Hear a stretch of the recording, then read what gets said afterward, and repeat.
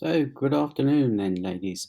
This is the next of the CC8 PowerPoints. This is CC4, sorry, CC8, but PowerPoint 4.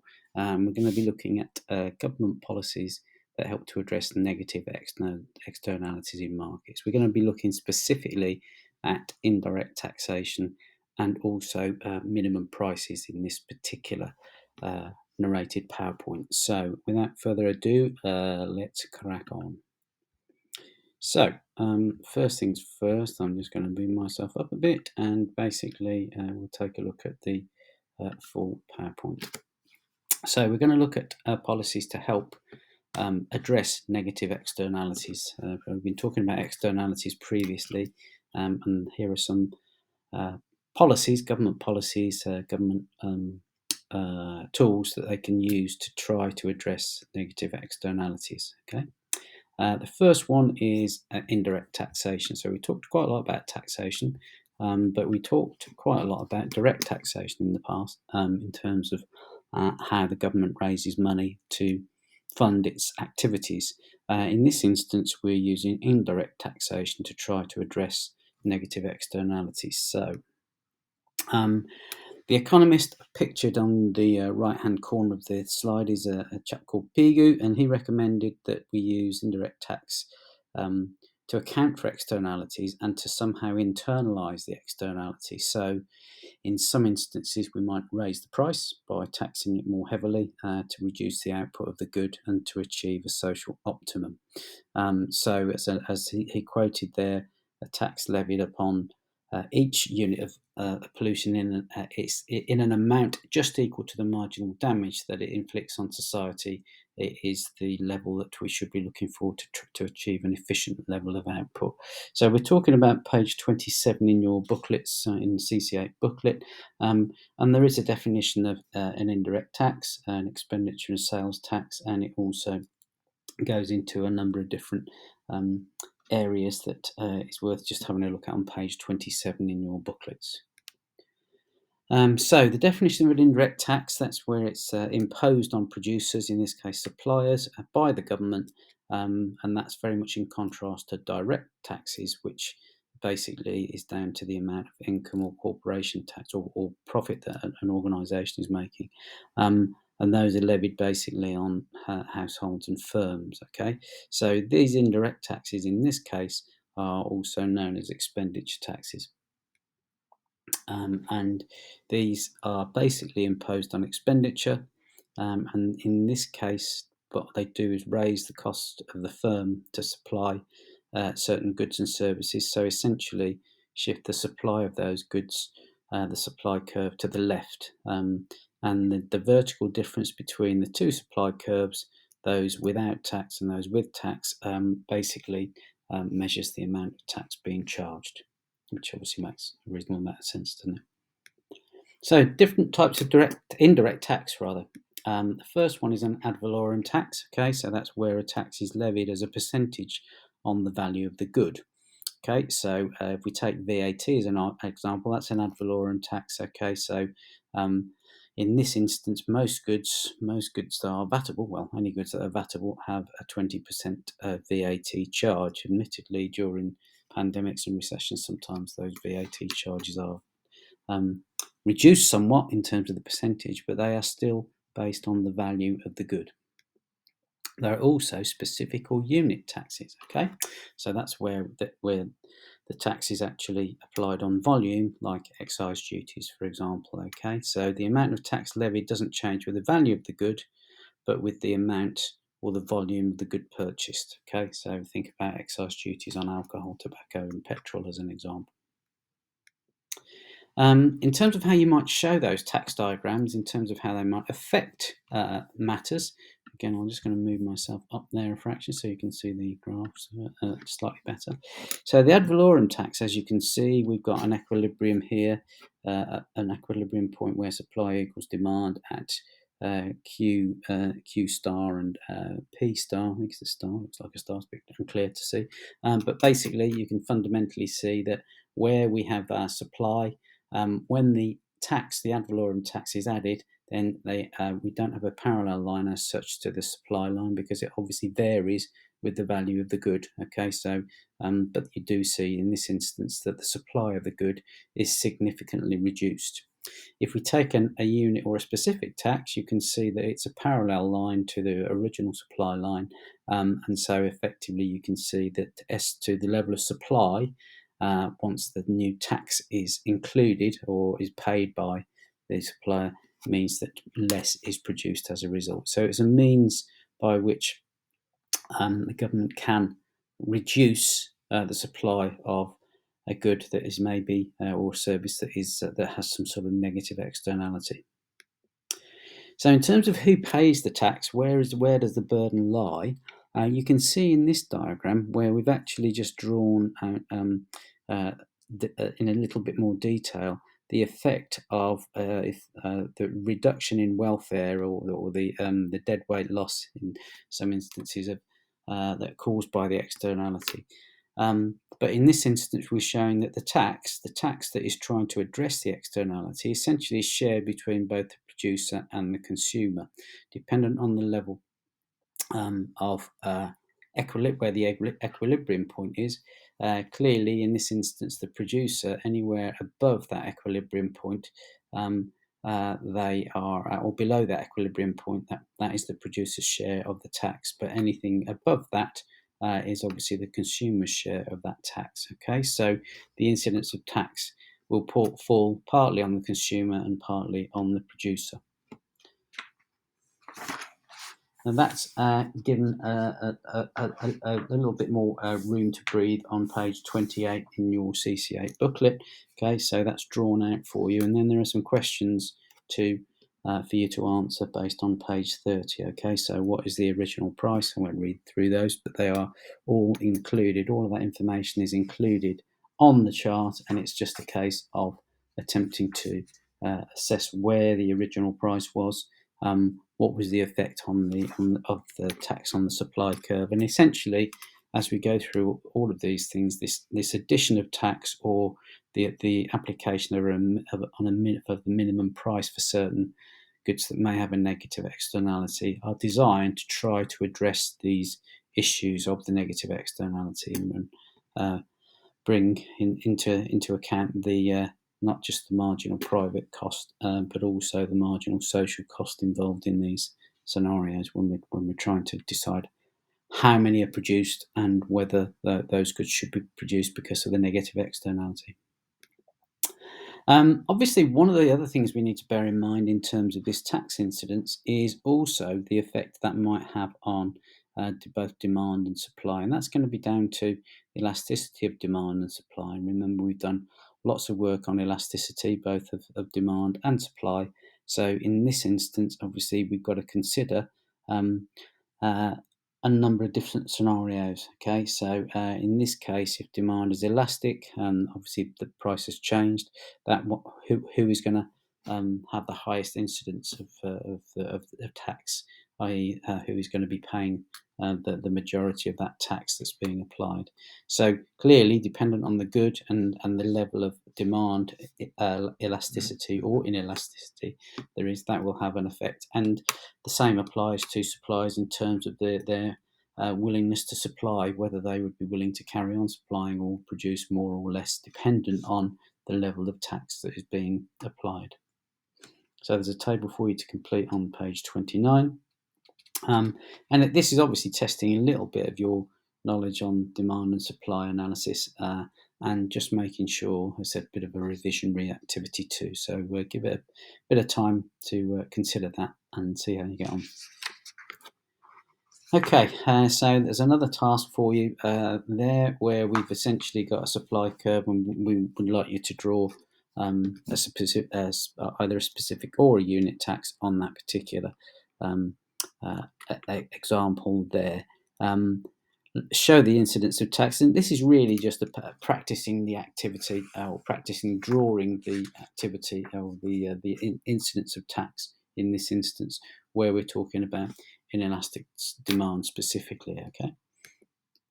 Then I'd like you to take a look at doing it on an on an elastic basis, and you'll see that in this instance, the class activity that runs from page 30 through to 31 is actually drawn in part of the activity for you, and all you've got to do is fill in the blank, so to speak. So follow the examples and go through the process of completing 1 to 5 on PED for inelastic and elastic activity. Okay, and hopefully that will give you a bit of practice and also make you think about how you can apply those principles that we just talked about.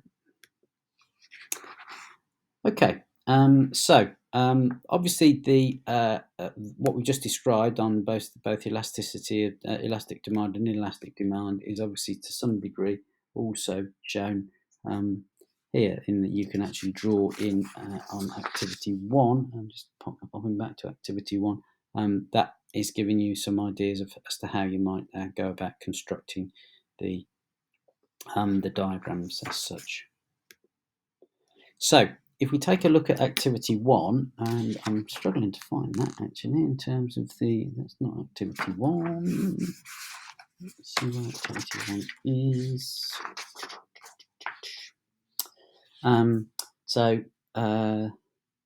So we've got the incidence of tax, and there is an activity here where this isn't actually in your booklets, girls. But this is something again that I'd like you to consider. Okay, so in this instance, we've got an example of a type of tax being applied to try and address a negative externality. Okay, so what I'd like you to do is to work through and actually answer the following questions. Okay, so based on the chart that you've got in front of you on the PowerPoint, what was the original equilibrium price and quantity?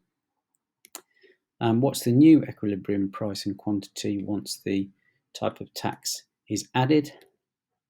What's the total area of tax paid by consumers? And what's the total area of tax paid by producers in this case? Then the total tax revenue of the government, the change in producers' revenue, and the change in consumers' expenditure, and whether this is specific or an ad valorem tax. Okay, so there's quite a lot. You wouldn't think you'd be able to get all of that information from that one chart, but you can indeed actually break those down and list those. So if we take I'll give you a chance to complete that. So have a go at trying to answer those questions, and I suggest you stop the PowerPoint and have a go at that. Maybe draw that in your booklets somewhere, and then have a go at answering those questions. Okay, so let's take a look at the answers. So original equilibrium price and quantity. Well, we can see in this instance that is OG. Okay, so OG and OB. Okay, so the original equilibrium quantity. The new equilibrium quantity and price is OF, and OA. Okay, as you can see. The total area paid of tax paid by consumers is actually EKC, and the total tax paid by producers is KJC. Okay. Total tax revenue of the government that they receive from this is basically CJHFE. So CJHFE.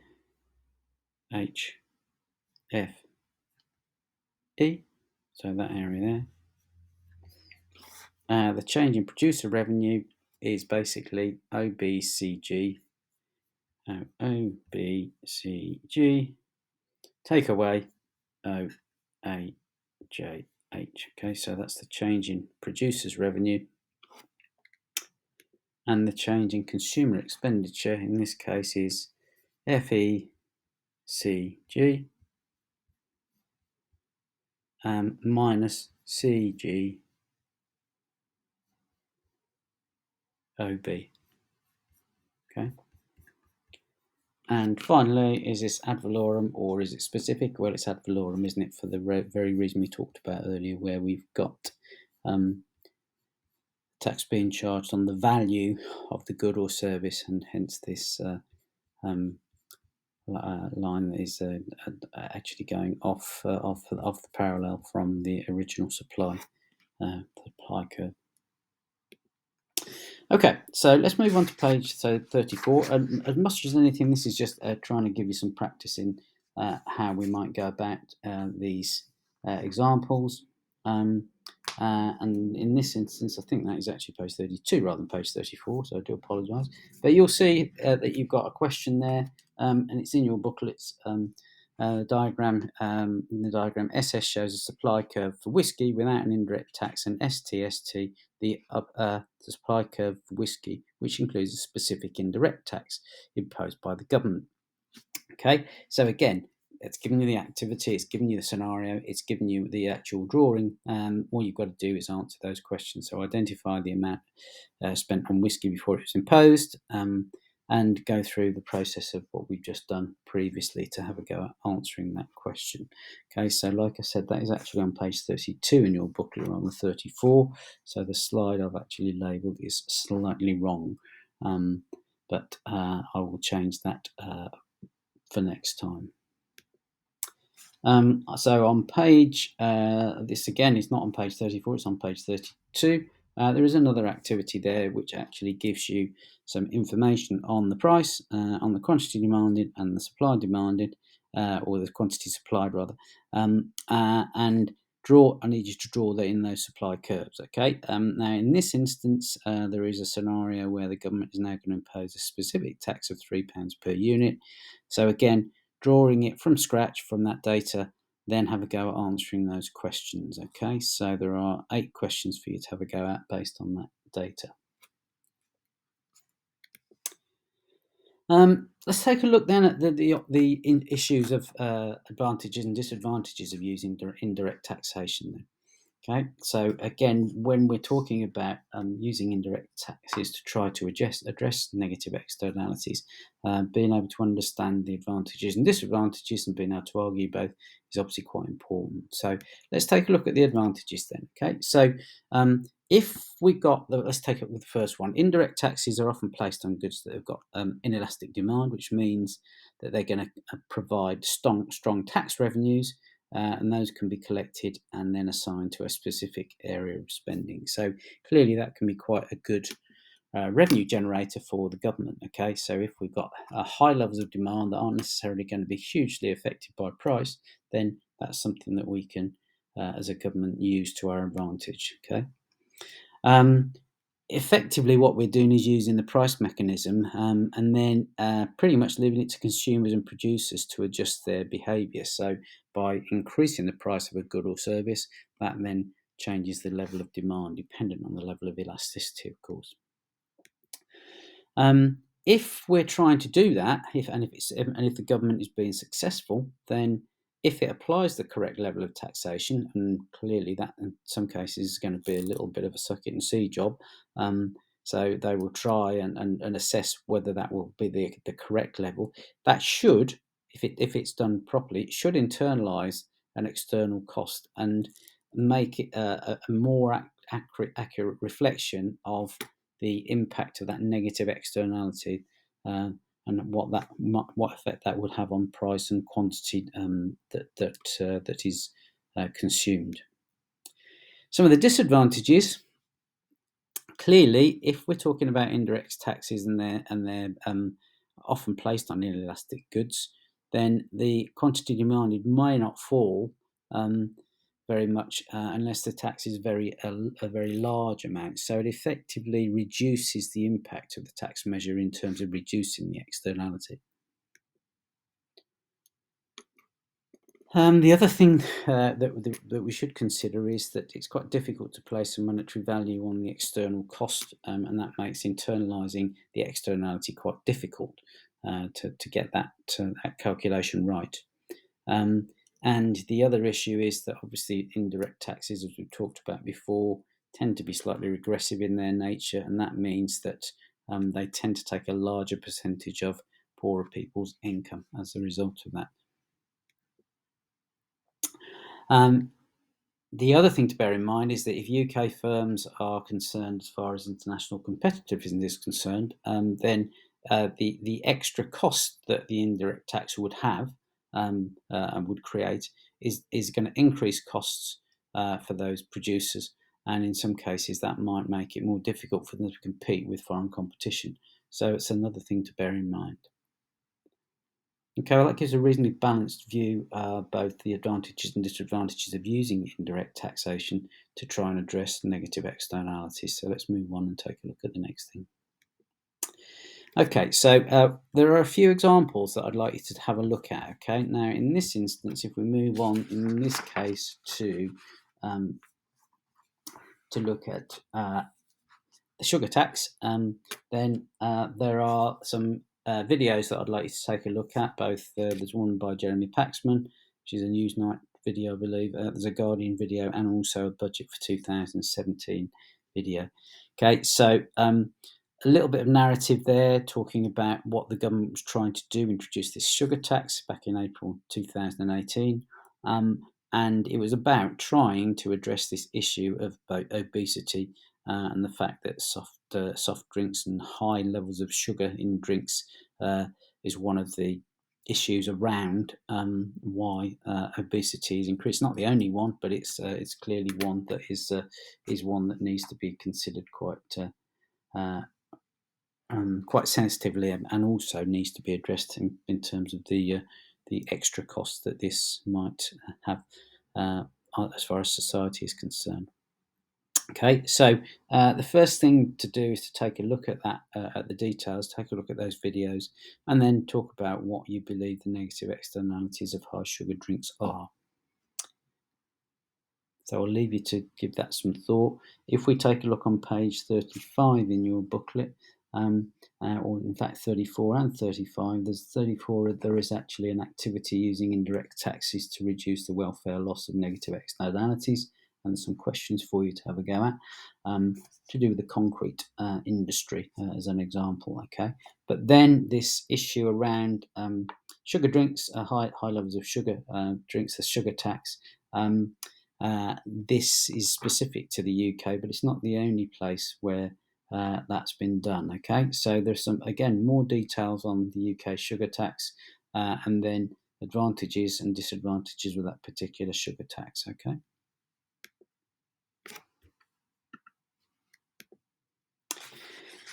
So, in terms of the process, I want you to think about what you think. Do you think that it's a good thing to do or a bad thing to do, and come up with both arguments for and against this principle of a sugar tax.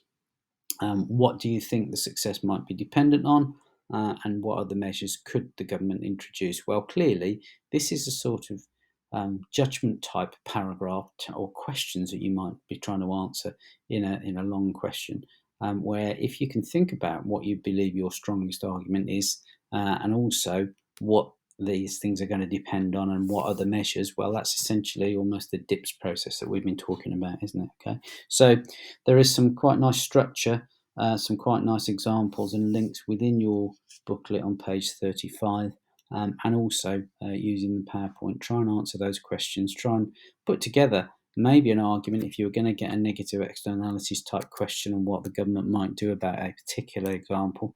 Well, the sugar tax would be quite a good one, and there's plenty of research to suggest that the sugar tax has had a reasonably powerful impact on the amount, and well, not just the amount of high sugar drinks that are being consumed, but also the amount that are being produced too. So that lots of producers have actually changed the way in which they go about producing their drinks to try and address this issue of high levels of sugar in their drinks. Okay, so let's take a look at this next principle then. Another way that a government might choose to try to address negative externalities. Okay, in this case, we're talking about minimum prices specifically, and also known as price floors, putting a price floor in place where that is the lowest price that people would be able to, producers would be able to sell a product. And in this case, we're talking about a minimum price for alcohol. As you may be aware, and again there is quite a nice and quite detailed case study, both written on page 37 in your booklets, but also some links to a BBC article on the minimum price for alcohol. Okay, now some of you may be aware that obviously there is a significant cost to Scotland. And not just Scotland, but in the UK. But Scotland seems to have a higher incidence of high levels of alcohol consumption, and some of the costs of that problem are included on the slide. So 3.6 billion a year, and it just gives an idea. Some fairly stark statistics there, suggesting that there are a number of a high level of hospital admissions admitted to drink. 22 alcohol-specific deaths each week, and 80% of all assault victims at A&E had been drinking to some degree. So we can see there is a social cost, much as we all like to have a drink. If that's done to excess, then that clearly can have a significant knock-on effect on the NHS, and also the cost of treatment of those people who are maybe suffering from some sort of alcohol problems. So in this case, the minimum price or a minimum price is imposed on a good as the government or the regulator sees fit, where it believes that the market price is too low. It's not having any effect on the consumption, in this case of alcohol, i.e. the figures are too low. So often used as an example for either for sugary drinks or alcohol. Okay, so try to demonstrate how in this case we could reduce the negative externalities of either drinking too much sugary drink or drinking too much alcohol. A few definitions then. Okay, so the minimum price is the lowest price that a good is allowed to be sold for. What sort of market failure would this be used for? Well, I'll leave you to give that some thought. And also there is the option where you could actually not just to do a minimum price, you could also do a maximum price. Okay, so that's the highest price that a good is allowed to be sold for. And again, that would be addressing a different form of market failure, as you may well imagine. Let's just take a look at how this works diagrammatically then. On page 38, you have got basically some blank diagrams that you can complete. But also, let's just take a look at how this process works. Then I'm going to have to move myself out of the way again because there's some text coming here. Okay, so you can see simple equilibrium point, where the free market price is, and then in this instance, this price floor or minimum price being imposed on the market. Okay, now effectively what would happen is as follows. So in this case, for a minimum price to work, it has to be set above the market equilibrium price. Otherwise, it won't have any effect, will it? Okay. If the price falls to equilibrium, then effectively it's not achieving its objective. Okay, so because effectively that's the point at which both demand and supply were at a previous point. Okay, so if that is applied, as you can see, this price floor is applied, there is a contraction of both demand and an extension of supply. Okay, so one could argue in this instance the demand level is going to fall, okay, because the price is at a high level, and also there is essentially going to be excess supply on that original equilibrium point. Okay, so if we mark in QD and QS, where we've got the surplus provided, then that's essentially what we want to do to demonstrate the point. Okay, whoops.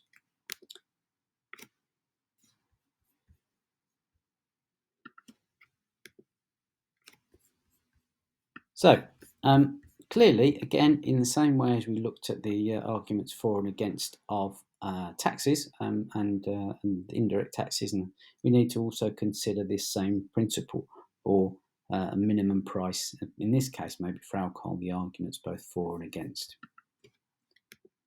So Effectively, if we're using minimum prices, then the chances are it's going to be most effective on the cheapest, strongest end of the spectrum. So, for instance, um, upping the price of budget ciders. There was one that some people may remember, hopefully you don't, but there was a particular cider called White Lightning, which was very strong, um, very high levels of alcohol content, and effectively was one of the things that was used by hardened drinkers as a means to get drunk as quickly as possible. So in this case, that adding that minimum price, then in some cases is essentially doubled the price of the good that was included. And part of the reason why it was so supported by health campaigners was that it was essentially increasing the prices of those drinks that would probably be being used by the most problematic drinkers, i.e., the alcoholics, etc. So that was considered to be a good deterrent, I suppose, by making them more expensive. Um, there's also something to bear in mind, and one of the things that in terms of the lobby that support this minimum price principle suggests the strong international evidence to suggest that price is linked to consumption. Um, and as higher consumption is linked to higher harm, in this case of alcohol. There was an example in Finland where in 2004 there was a dramatic cut in prices that via taxes that led to an increase in 9% in consumption, according to official figures. Clearly, in that case, um, uh, the amount of government-run shops that were tightly controlling Finland's um, consumption of alcohol suggests that, and the reason why it was seen as an important principle is that alcohol-related problems were the most common cause of death for Finns amongst Finns of working age, and that's part of the reason why if you go to Finland, that's why alcohol is so expensive, because there is clearly a fairly serious um, alcohol problem in that country. Um, Other areas, though, that's specifically talking about Finland. But if we take a look at uh, the situation in the UK, so there was some work done by the University of Sheffield suggesting that if we set a price at a high enough level, that could significantly reduce the impact and cost of alcohol to society. And if you think about that, problem drinkers will generally seek the cheapest ways to get drunk, and that as a result of that, they are probably going to be those who are either very young or those that drink a lot. And you could argue that their behaviour could be changed if the prices of those products were to be significantly increased. Okay. And obviously, one could argue that those that are more moderate may also change their behaviour, although that has been strongly challenged by the drinks industry. One could also argue that the issue is that because supermarkets rely quite heavily and have a significant amount of revenue and profit produced by alcohol consumption and the selling of alcohol, um, one could argue that could up the profit margins of supermarkets. Okay, so if we're talking about increasing taxation further, then that would make sure that the price rise it was in proportion, and also would put the extra revenue in the hands of the government rather than the supermarkets. So, if we take in this instance maximum or minimum prices, that could make cheap alcohol a very lucrative product for supermarkets because of the markup that they achieve too. Okay, so based on this principle and how successful the process of this minimum price campaign or policy was in Scotland, there are some updated information details on whether the policies have worked. Okay, so there were some example prices included in that, and also um, as is asked and mentioned there were some barriers to the introduction of the minimum price, and that's included in those links. So that concludes both tax and minimum price in terms of the two ways of addressing negative externalities. So we'll stop there, and I will see you very shortly for the next instalment, which will be PowerPoint 5. Thank you for listening.